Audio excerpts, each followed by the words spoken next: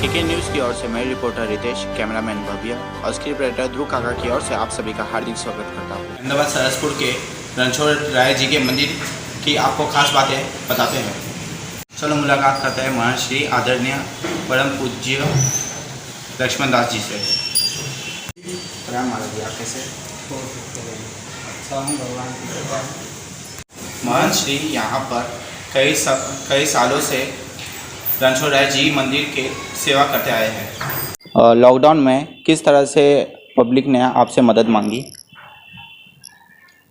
Lockdown में जब lockdown हो गया और वो लंबा चलता गया, तब काफ़ी सारे लोगों को काफ़ी सारी दिक्कतें हुई। किसी को कहीं जाना था, किसी को कहीं से आना था, किसी के घर बीमार थे लोग, कोई कमाने वाला भी नहीं था, और उसके घर में बिल्कुल लॉक जब लग गया तो उन सबको सबसे बड़ी दिक्कत थी कि भोजन की सामग्री उनके पास में नहीं थी। तो यथाशक्ति अन्नदान और भोजन संबंधित ऐसे किट बना करके ऐसा वितरण नहीं हुआ, लेकिन राम जी की इच्छा से जो भी यहाँ आए और जिनको भी पता था, पूरे मतलब संपूर्ण भारत में इस स्थान की ख्याति है सेवा के वजह से। जो सेवा यहाँ होती है वो अन्य कहीं नहीं होती, इस तरह से संत गण कहते हैं। सारे देश में ऐसी चर्चा है। तो जिनको जहाँ से भी सूचना मिलती थी और वो मदद के लिए हमसे कहते थे, तो हमसे यथाशक्ति जितना होता था, चाहे वो फ़ोन करके हो, चाहे जैसे भी राम जी की इच्छा से वो लोगों को सेवा प्रदान किया। इस मंदिर की बात रही तो रथ यात्रा को लेकर के खास यहाँ की पहचान है। एक ये मामा का घर माना जाता है, ऐसा कहा जाता है, और परंपरा है, सत्य है कि गुरु जी जो थे यहाँ के, जो हमसे पहले गादीपति थे, हमारे गुरु जी थे, उनके द्वारा मतलब उनके निवेदन से रथ यात्रा सरसपुर तक आई। और शुद्ध मौसार तो इसी को कहा जाता है। संतों में, भक्तों में काफ़ी सारे लोग सब जानते ही हैं। और ये आप कालोपुर रेलवे स्टेशन पे चले जाइए, किसी कूली को या किसी ऐसे व्यक्ति को आप मतलब कहिए कि यहाँ रहने के लिए और भोजन के लिए दिक्कत है, हमको 1-2 दिन रहना है, कोई ऐसी जगह मिले तो बता दीजिए, तो सब यहाँ बासन शेरी का नाम बोल करके भेज देते हैं कि आप वहाँ चले जाइए, वहाँ आपको सब सेवा मिल जाएगी। और इस तरह से लोग आते जाते रहते हैं, और जो भी संभव होता है वो हर प्रकार की सेवाएं यहाँ से चलती रहती है। गौ सेवा चलती है, संत सेवा चलता है, छोटे छोटे बच्चे लोग रहते हैं, गरीब होते हैं, तो उनको रहने खाने की व्यवस्था देते हैं, वो लोग पढ़ाई कर पाते हैं अपने। ये गुरु परंपरा से चली आ रही है ये सारी सेवा, और वो अभी तक चल रहा है। उसमें थोड़ी विशेषताएं हुई हैं, सब गुरु जी की कृपा से है, भगवान की कृपा से। और यही यहाँ की परंपरा है। अब तो कुंभ मेला नज़दीक में आ गया है, तो उस कुंभ मेला की भी तैयारी चल रही है। और वहाँ भी अहमदाबाद का प्रथम खालसा कहते हैं हमारे साधुशाही भाषा में, जिसको इंग्लिश में कैंप कहते हैं। तो सबसे पुरानी एक कैंप मतलब खालसा, जिसको हमारे संतों में बोलते हैं, ये हमारे अखाड़ा से वो परमिशन लिख के दिया जाता है, उसी को मिलता, सबको नहीं मिलता। तो वो एक अहमदाबाद का प्रथम खालसा है जो प्रति कुंभ में मतलब उसका अपना एक कैंप होता है। और चूँकि कर्णावती नाम है, लेकिन सारी दुनिया में इस शहर को अहमदाबाद के नाम से लोग जानते हैं, एक नॉर्मली भाषा।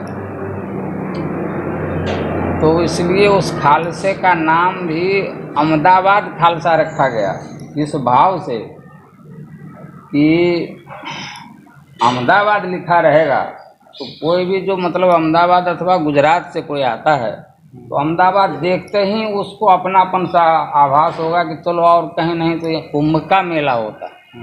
लोग खो जाते हैं तो मिलते नहीं जल्दी,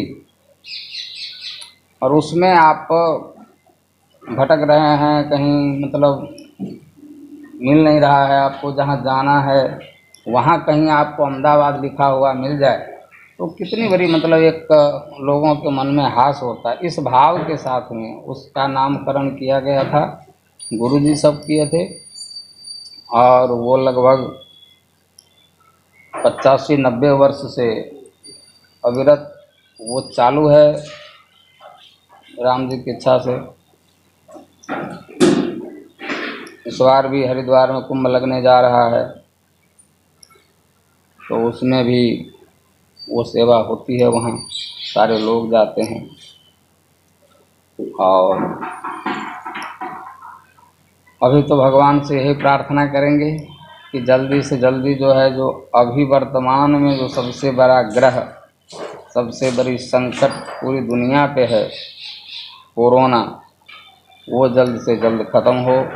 इससे भगवान सबकी रक्षा करें, सबके ऊपर दया करें, ये बीमारी का नाश हो, ये निर्मूल हो जाए, और भव्य दिव्य कुंभ का आयोजन हो। वहाँ हम सब जा कर के कुंभ स्नान करके मन को सुकून देंगे कि जय हो सरकार, आपकी कृपा से, राम जी की इच्छा से कोरोना धुल गया। राम वैसे प्राय सब पाप धोने जाते हैं, इस बार सब ये कोरोना धोने चलेंगे राम जी की इच्छा से, और पूरे देश दुनिया को भगवान ऐसा आशीर्वाद दें कि सब कोरोना मुक्त हो जाएं, ये मिट जाए। काफ़ी इससे लोगों को कष्ट हुआ है, दुख हुआ है, और आज भी उन लोगों को उसकी मतलब जो है सो तकलीफ़ है, हो रही है हर सेक्टर में। तो भगवान सबको सुखी करें।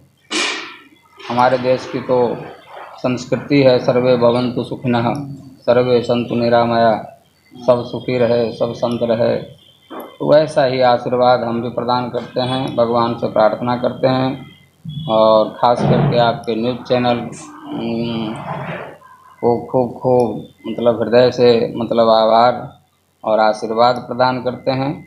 आप सबका न्यूज़ चैनल खूब चले और अच्छा चले, और सत्य के आप लोग इस देश के एक स्तंभ हैं मीडिया, एक बहुत बड़ी ताकत है मीडिया।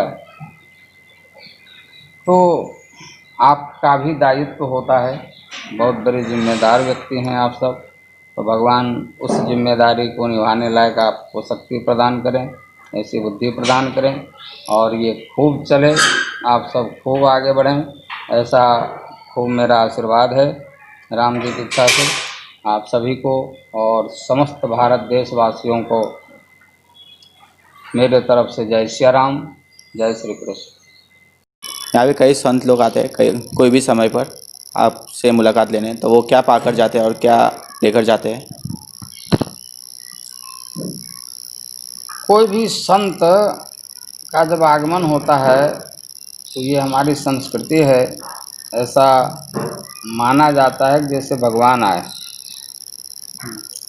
और ये जगह जैसे आप जानते हैं कि संत सेवी, गौ सेवी के नाम से जाना जाता है। तो यहाँ अधिकतर संत जो आते हैं वो सेवा लेने आते हैं। कोई तीर्थ यात्रा में कहीं आए हैं या इस दिशा में कहीं उनका आगमन हुआ है, उनको 1-2 दिन रुकना है, कोई बीमार संत आ गए हैं, उनको यहाँ अहमदाबाद में अपना इलाज करवाना है, तो वो इस तरह से जो संतगण यहाँ आ जाते हैं तो उनकी पूरी रहने की और बाकी यथाशक्ति जो भी होता है उनको हॉस्पिटल ले जाना, उनका सब कराना, तो ये सारी सेवाएं यहाँ प्रदान की जाती हैं।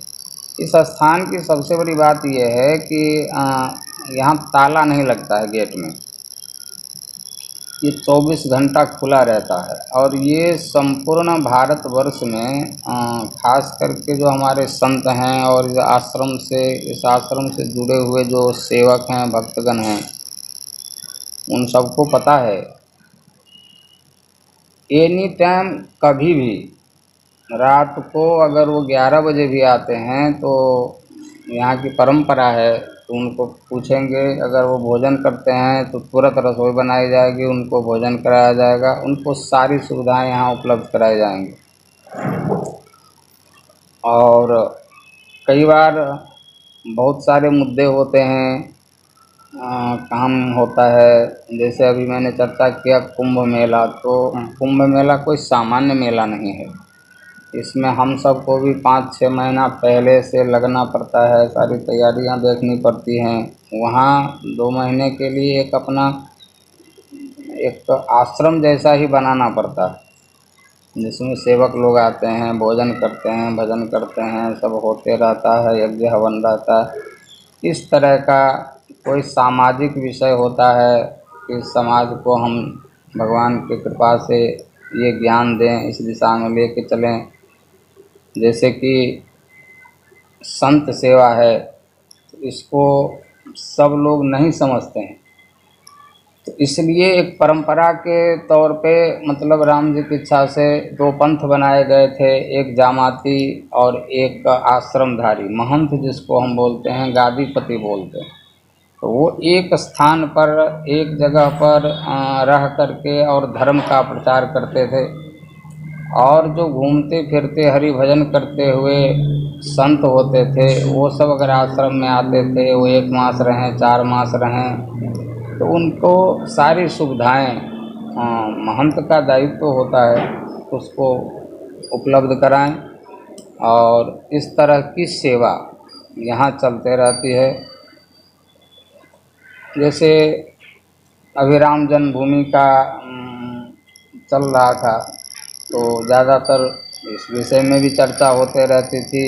एक ख़ास बात और ये है कि जो निर्मोही अखाड़ा है, राम जन्मभूमि निर्मोही अखाड़े का है, और वो जो निर्मोही अखाड़ा का है उसी अखाड़े का मतलब ये स्थान है। ये जो स्थान है वो उसी निर्मोही अखाड़े का है। मतलब राम जन्मभूमि अगर हम ऐसा कहें कि वो हमारी पर्सनल एक हैं राम जी की इच्छा से, तो वो हमारे सब कुछ हैं, वो तो भगवान है। अभी तो वहाँ एक ट्रस्ट बना करके और बड़ा अच्छा मतलब निर्माण हो रहा है, लेकिन हकीकत सत्य ये है कि उसका मालिकाना हक जो है वो मेरा है, पर्सनल है, राम जी की इच्छा से। हम भी चलाएं तो पब्लिक ही सपोर्ट करेगी तो चलाएंगे, और अभी पब्लिक चला रही है तो भी वो सपोर्ट है। बात एक ही है, व्यवस्था अच्छी है और बड़ा भव्य दिव्य राम मंदिर बनने जा रहा है, इस बात की तो बहुत अतिशय खुशी है। तो एक ख़ास बात ये थी कि ये भी निर्मोही अखाड़े की जगह है, उस परंपरा की जगह है। और कुंभ में भी इस अखाड़े की बहुत पूरी सेवा होती है,